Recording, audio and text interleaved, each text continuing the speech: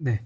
자, 그 다음에 211페이지입니다. 211페이지는 방금 전에 봤던 210페이지 농민들이 하나로 뭉친 것이 소작쟁이라면 공장에서 일하는 노동자들도 하나로 뭉쳤습니다. 이것을 노동쟁이라고 불러요.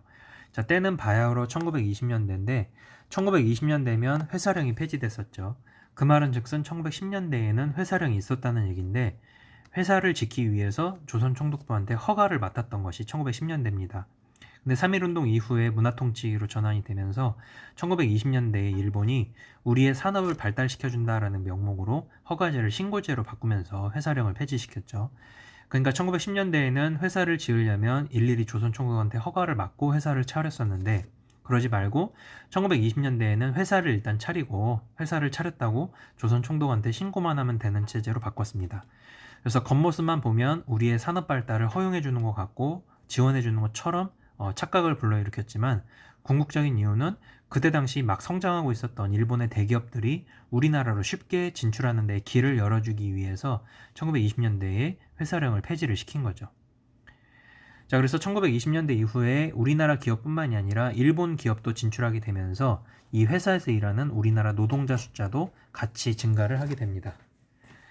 자, 그래서 여기에서 일하는 우리나라 노동자들한테 12시간 동안 쉬지 않고 장시간 노동에 혹사당하게 하고 일을 할 때 밥을 주는데 그냥 소금에 절인 그 주먹밥 있죠. 그 주먹밥을 그냥 물하고 같이 줘서 그것만 먹이고 쉬는 시간 없이 12시간 노동을 했고요.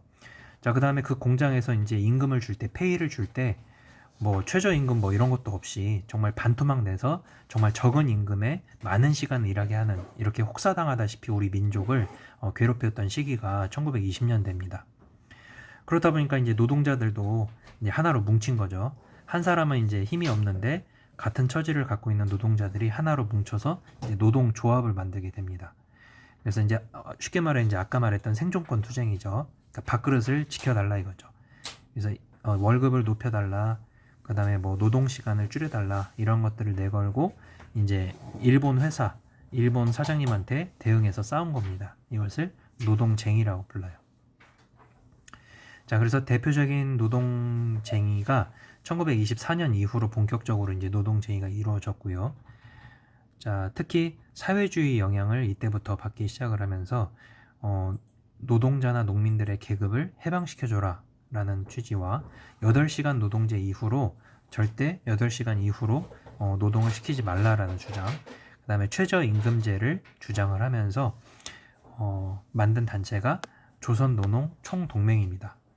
그래서 아까 농민들도 하나로 뭉쳐서 만든 단체가 조선농민총동맹이 있었죠. 거의 비슷한 시기에 노동자들도 이렇게 단체를 만들어서 생존권 투쟁에 나섰던 거죠. 자, 그래서 이것이 이러한 불만들이 결국에는 폭발된 사건이 일어나게 되는데 그 사건이 1929년 원산 총파업입니다. 그래서 이 원산 총파업 때 그때 당시 이 총파업에 참여했던 노동자 숫자가 자그마치 2,000명 정도 된대요. 그래서 2,000명의 노동자들이 원산 공장 앞으로 나와서 자신의 처우를 개선해달라라고 일본인들한테 요구했던 사건이 바로 이때 등장을 하게 됩니다. 자, 그리고 1930년대로 접어들게 되는데, 자, 농민 투쟁과 마찬가지로 1920년대에 생존권 투쟁이었다면 1930년대로 접어들어서는 이제 더욱더 사회주의자들의 영향을 받아서 이제 계급 투쟁 또는 항일 투쟁으로 발전되는 모습을 우리가 보여주게 됩니다.